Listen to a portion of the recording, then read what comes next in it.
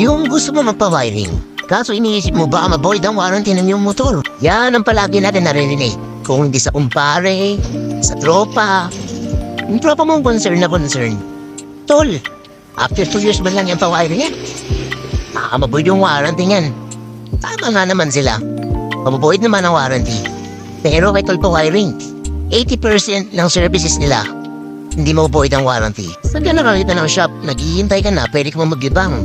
O diba, sulit? Pamalawang branch si Tol pa-wiring, Barangay Bagong Bayan, Taguig City. Pwede mong erase.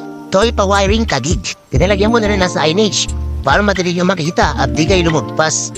Located tayo dito sa 369 ML Quezon, Barangay Bagong Bayan, Taguig City. Tingnan nyo naman, napakaluwag ng kalsada.